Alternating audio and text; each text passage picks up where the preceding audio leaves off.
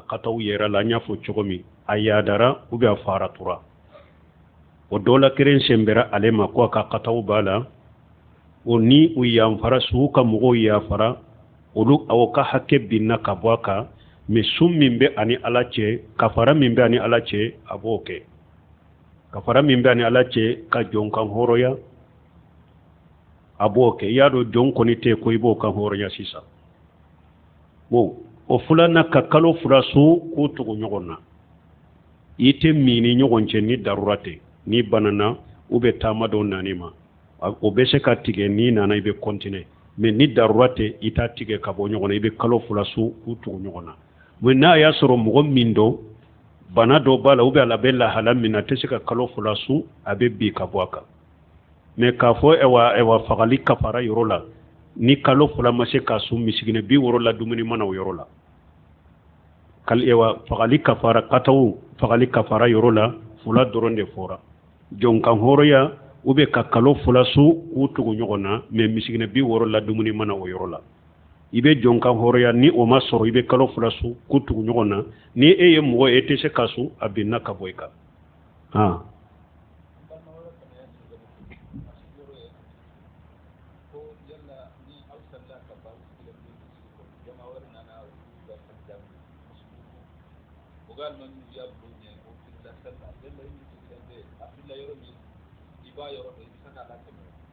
o koni mugo do enana eni almami awni almami jama sallira jama worede nana misiri kono uye almami do temenu nyogonche uye almami do temenunye o bake kula salli o trompero filila emi sigilendo ibese ka almami lateme ka bilasirawa aw ibese ka bilasira wa ta'awwalu 'alal birri wat taqwa min babi ta'awun 'alal birri ibese ka bilasira afilila yoromi ibese ka bilasira kuma mana na ya sura filila fatiha de la afilila fatiha de la kappa fatiha ewa kolo doka kelima doka ube aye fatiha kelima do de kalanchogo yelema kalanchogo mimbe mana yelema ja kwa ka bilasira ni yorola de sino salli de bechinya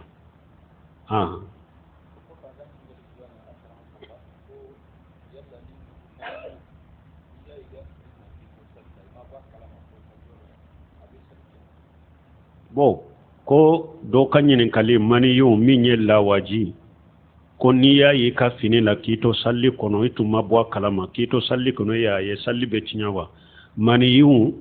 fensene ya lendo ale sobilente mani yu sen ya lende do ote salli cinya no yeri ka fini la ote salli cinya ode atamba shetu ko mani yu lawaji konne ale ya ye ciden ka fini la konni mi ni ewa amaja akenema de ko alebe akaso ni ke ko bo finina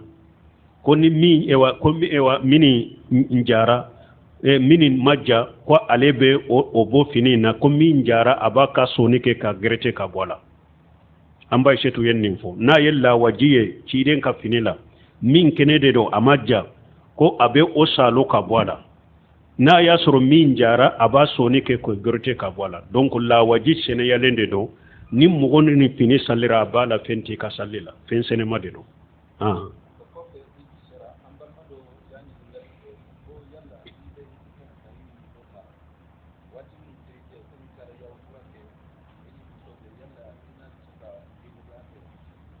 bo ko hiju wakati sera ni mugo min tara hiju yorola yado maliyun chama na tara hiju tamatu de beke aboto madina ani alumura de bedo makka bonna yetta wafuke katama safa numar wace aba kundi uba be kun kofe waya alumura barne donc abe sigi ka hiju makono fo ewa salli battile segina hiju fana ka baro be damna eni alumura min do na e ka alumura barna eni ka muso tara abe nyogon kam makka dagariyewa ay kam muso ka fo nyogonya dagariye fo katanna mutani hiju fana ye salli battile segina ika muso dagariye ni tamatu mogode ni almura inka bara udda faradro almura banna ni ka muso be nyogon ka dagariye fo katanna mutani hiju fana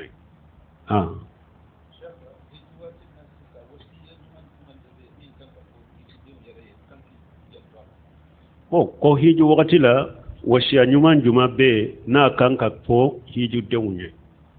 wasiya nyuma folo azansi tigi be azansi karamogo be almamiw be kutuba kalanaw be u kan ka wasiya kan folo min kɛ hiju denw ye n'u be bɔ Mali kɔnɔ o wasiya ka sabati u bolo o ye de shahadatu an la ilaha illallah wa anna muhammadar rasulullah. Hiji denw ni tawhidi ka bɔ jamana kɔnɔ fɔlɔ. Hiji denw u ni ciden ka batoli ɲuman ka bɔ jamana kɔnɔ, u ni mushrikiya kana bɔ jamana in kɔnɔ, u ni bidiya kana bɔ jamana in kɔnɔ. Parce que tuma min ciden ye Mu'adh ibn Jabal a y'a ci ka taa Yemani, a ko i bɛ taa mɔgɔ minnu fɛ kitabe dunkew de don, kalanbaliw tɛ dɛ, kitabe delila ka jigin ka kɔrɔ. Mais o n'a ta bɛ falyakun awwala ma yad'uhum ilayhi shahadatu an la ilaha illa Allah wa anna muhammadar rasulullah. A ko n'a ta bɛ fɛn fɔlɔ min ni kan k'u wele ka taa ma, o ye de u ka sariya ko bato fɛn si tɛ min ka bato ye tiɲɛ ye ni Ala kelen pewu tɛ, u ka sariya la ka sɔn a ma fana ko Muhamadu Ala ka ciden ye. A ko nin fɔlɔ de f'u ye. N'u ma nin de faamu fɔlɔ, nin ma min u dusukun na, u ma nin minɛ, u ma nin faamu, kana salli fɔ dɛ, kana sun fɔ, kana jaka fɔ, kana hiju fɔ. Nin de f'u ye fɔlɔ. Fa in hum ataw li zalika. A ko n'u tuguri ko nin na de, u ye nin faamu sɔnna ma, u tuguri ko nin na, fa alimuhum anna Allah farada alayhim 5 salawati fi kulli yawmin wal layla. A ko n'u ye nin faamu wagati min, u tuguri ko nin na, u la duniya ko Ala ye farda salli 5 bulu ka su ni tilo ka kɛ ani jaka ka taa hadisa tɔ la. O la wasiya kan ɲuman ɲuman, wasiya kan fɔlɔ jamana in ka hiju den bɛɛ ani tawhidi ka bɔ yan de. Ala kelen pewu ka bato foyi kana fara Ala kan. Nasi be bin bolo e ka jigi dalen bɔ nasi ji de ka ko a bɛ nafa sama kɛnɛ ka tɔɔrɔ ɲɔni ka bɔ i kan, i jigi bɔ a kan dɛ, i k'a bɔ. Baganw bɛ minnu bolo dɛ, i jigi b'o kan, i ka baga ninnu jani ou bien i ka t'i fili baji la fɔlɔ. Tafo minnu b'u bolo, tafo fili baji la fɔlɔ i b'u k'u jani. Sebe minnu b'u bolo, olu bila baji la fɔlɔ i k'u jani. Unu kana bɔ yan dɛ. Awa hari n'u y'u to Mali kɔnɔ yan, u kanu ani k'i dusukun sinsin kan, i kana taa Maka k'u to i dusukun kɔnɔ. I kana taa Maka k'u to dusukun kɔnɔ dɛ, i kana taa Maka k'u to bolo. Awa n'u y'u to kɔfɛ fana, ni i kana kɛ taa Maka k'u to i dusukun kɔnɔ, sinon hiju t'i ye. I ma taa hiji dɛ, i taara jama caya ye dɔrɔn ka taa nafolo tiɲɛ. Mɔgɔ o mɔgɔ ni tawhidi dafalen ma bɔ yan, e ni shiriku de bɔra yan, a bɛ ka hakili de la, barika bɛ su la, a bɛ se ka barika di su ma, su bɛ se ka fɛn ɲɛnabɔ diɲɛ kɔnɔ. Seeguw ni maabaw, u bɛ se ka hɛrɛ sama kana i ma, ka tɔɔrɔ ɲɔni ka bɔ i kan, o bɛ e bolo. Dingiɲɛsow faralen bɛ Ala ka e bolo, jinɛw faralen bɛ Ala ka e bolo, yiriw faralen bɛ Ala ka e bolo, tunguw faralen bɛ Ala ka e bolo, kaanaw faralen bɛ Ala ka e bolo, bamaw faralen bɛ Ala ka e bolo. E bɛ kantigɛli kɛ fɛn wɛrɛ min tɛ Ala, i bɛ taa dɔmaw fɛ, i bɛ taa somaw fɛ. N'i bɔra Mali kɔnɔ ka nin hakilinaw t'i la, i ma taa hiji. U bɛ taa mun fɔ ka t'u sigi dɛ, alikaba bɛ munumunu tɛ dɛ, safani maruba bɛ tɛ fo ka taa alikaba misaliya dila. O misaliya in yɛrɛ tɛ sariya kɔnɔ yɛrɛ fɔlɔ. Ka taa k'a bɛ taa o de yira hiji denw na, k'a sɔrɔ u ka fulankafoya dafalen b'u bolo, u ka musirikiya b'u bolo kunbaba n'a fitinin, u ka bidiyaw b'u bolo kunbaba n'a fitinin. A t'u kalan ninnu ka ninnu b'u dusukun kɔnɔ fɔlɔ, aw bɛ taa hiji cogo de fɔ, Arafa i b'a kɛ ten de, Mina i b'a kɛ ten de, Madina i b'a kɛ ten de dɛ, Safa ni Marwa o bɛ mun ɲɛ u ye. Ni mɔgɔ o mɔgɔ taara hiji kɛ hara kɛ cogo ɲuman, ciden y'a kɛ cogo min, mais i y'a kɛ musirikiya kɛ, i y'a kɛ bidiya ka fu falati. O de y'a to hiji yɔrɔ la, seku dɔ ye futuru ni safo bɛɛ kɛ ni hadisa de kɛ, Maju ka hadisa. A ko an y'a b'a la hiju den ka caya dɛ, jama wa miliyɔnw bɛ yan. A ko nin miliyɔn minnu filɛ dɛ, hiji denw ye jama kulu fitinin de, a ko a tɔw bɛ nana jama de caya. Mɔgɔ o mɔgɔ ni fulankafoya bɔra i ka jamana la ka taa Maka, ko e taara hiji o kan, i ma taa hiji dɛ, i taara jama caya, i taara i ka nafolo tiɲɛ. Ni den de y'i lata hiji la, a y'a ka nafolo tiɲɛ. Fo ani tawhidi ɲuman de ka bɔ jamana in kɔnɔ yan. Watajawwadu fa inna khayra jari taqwa. Ala ko a ye sure fana ta dɛ. Sure fana ɲuman ye mun ye Ala ɲɛ sira ɲɛ, an n'o dafalen ka bolo. Olu bɛ taa min fɔ.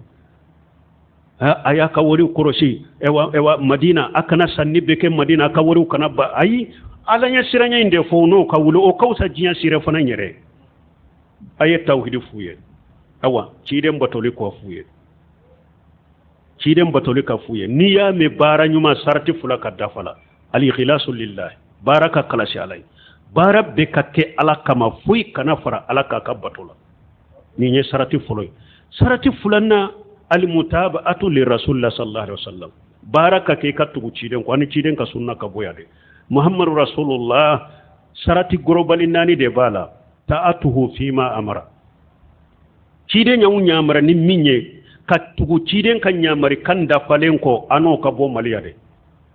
wa istinabu ma naha anhu wa jajara fulanna ciden ye bagali ke fengo fenna kamugo balala ni nye bidiya nin kuma kana fo nin chogola nin ke wale kana ke nin chogola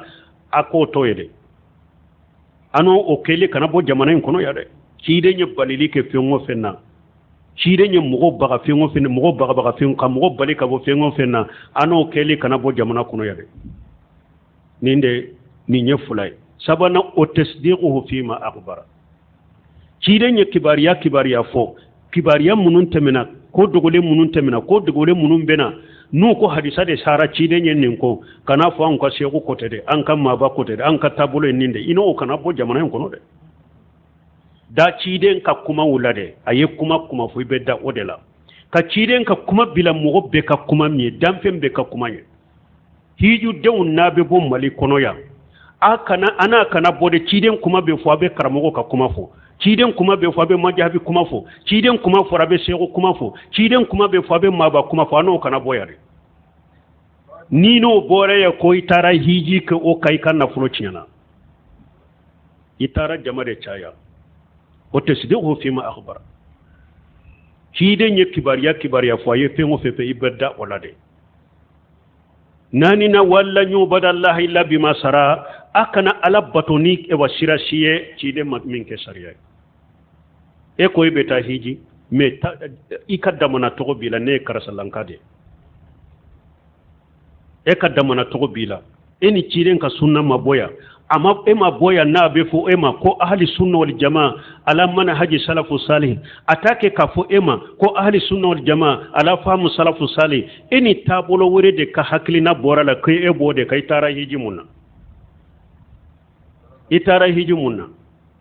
e ko e be se kar janna soroni mo wure ka tabulo minte ciden ka tabulo minte ka ciden ka sunnai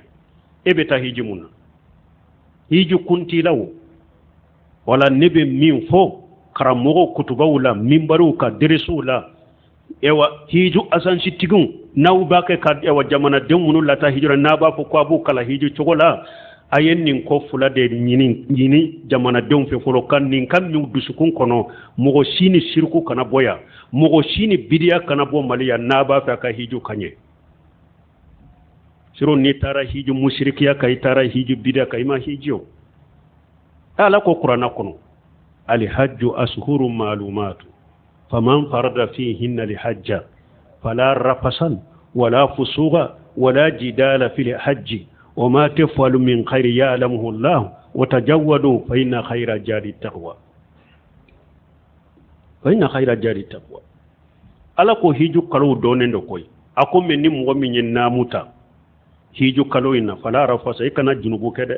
wala fusuga kana fasira ke hiju inade wala jidala ikana sosoli bambali ke delilata sosoli mununna o ba fo ciden ko tala ko te ba fo ma ba fulana ko te shego fulana ko te ala ko nonun te hiju la koy nonun te ke hiju la koy awa ko be hera kala bado aye sure fanata sire fana nyuma waye munye alanya siranya ciden ko de hiju ko la ko kujo anni manashikakum ako kujo manashikakum min shego fulana min walijin fulana aya kabbato femuna shego fulana la aya kabbato yoro min ma ba fulana la wode fora kuju anni manashikakum akwa aya kabbato yoro min nedela cide sallallahu alaihi wasallam wala bila sirali nyuma ninde mogo nin kabo jamana kono folo ha wa tauhidi dafale shirku kana yibolo ciden ka sunna batoli dafale ni bidiya kana bo jamana kono kase maka kanata hiju bidiya kade kanata hiju fulan ka foya kade anini na fulo min beta akaki bolo na fulo halala mai anini beta wali hakke munum be ka wali hakke usati ka juru toila kana mugo ka juru toila ko ebeta makka tawhidi kofe sunna matrafalen kofe ini sire fana min nafolo min be bola kake halalai pour ka hiju kake hajju mabrur ikan nafolo kake halalai awo wali jurumunum bi la ini wali mo ka hakke kanata ika hakke tigun iku ka hakke saguma donc ni mo min ka hiju akera ni chogola naforo halala mabi bolo hiju kera kalashi dusun kalashi alaye abenna ciden ka sunnama ciden ko hajjul mabruru laysa lahu jazaa'il janna ako hiju nyuma ako sarasita la ni arjannate hiju nyuma sarasita la ni arjannate mais anye chogo min fo ulude be sabati ka hiju la de alaka hakki mandama fembele ba e mari imare en fana chamane ni mushriku ya de bebo ibe chaman soro hiju yoro la namu fini merekelem fulala ta fo la sagulen ba bolo comme makkan ka ubu baga baga de sebente ta makade ta fo te ta makade baga te ta makade odi ya to babe monto ka do boroni kono ka bilaye mi abiddu sukun kono ina mata biddu sukun kono hiju tiye koy ika hiju te fo nyaye ni ya ye ubu toya ayirula de kute ta makka e manka sobi de pin yorola nu ko makkan ka ute so ta fo te tay sebente tay baga te tay ni manka e sobi munyu yu balikata parce que makkan kaw ala yulu bilaw kat tawhid lu ya tawhid mogode dawlatu tawhid jamana de do sunna jamana de do o bilala tawhid korosidi drondela o baado hiju demme nulu ya tafo ye ya tafo to ila lagara la bunyininga nu ye baga yila ye baga to ila ina hijra lagara ala bunyininga nu ye sabe nyila ye sabe to ila ina hijra lagara la bulu nyininga o de ya to na yeri la uba tige ka boyla ube uba fone ka boyla katafili ore ya to azanji tugu yere ba fu yau ta fote tare baga te tare sebente ta ita faye depuis ya fola kwa bula ya folo si akele ni tara hiji nunun kai ka hiju temina to fu ye folo mais obe sira munna ko ni ye tora kan nin fu ye ku be ka azanji bila ku tena biye tige ife ute biye tige fo de ya to ta fo de parce que jamana ni be chogo me ko ni tora kan nin ciyan ni fe nunun fu ye dro ku te biye tige fe ku be ta azanji werela e alaka dina de foli be toye ibe mogo bila aben na fulo fu sara ela ebi kan ni yoro ni min soro ala ebi ikundo koro kinye do koro kitege do de koro kale kan na fulo bay milon jatu cinyale bolo ka jinya ka lagara cinya to fule e ba laje awte arabu koroshi hari bagiya na an kan mogo do tumbeta uni nyo beta ube nyo munu insaralembe kaburu kai ube kaburu bogota saudiya kan mogo yen nimbe koroshi ko hiju kala umba ke yeddoni ke bago bilay parce que kalande do tumbe kalande munum fana mani ube bila jamanye ni nyo usmana ka kabure wusara drome duru ni nyo fatumata ka kabure wusara drome ta saudiya ka doni ke bago yen ndo fama yen ndo yeddoni ke bago bilay ni nana kaburu la dro ya jare ko bi tege ja wa fi haji haram yalla haram teme haram ni ko be bogoto ba fu haram ni ko ni nye jonka kaburu ba fu Allahu alam nko ewa uhudi ka ewa sedi sumunum be nko kaburu kene jalande tundo me tuma mu beto ka bogota de beto ka fenta nko uye kogo de korala sisa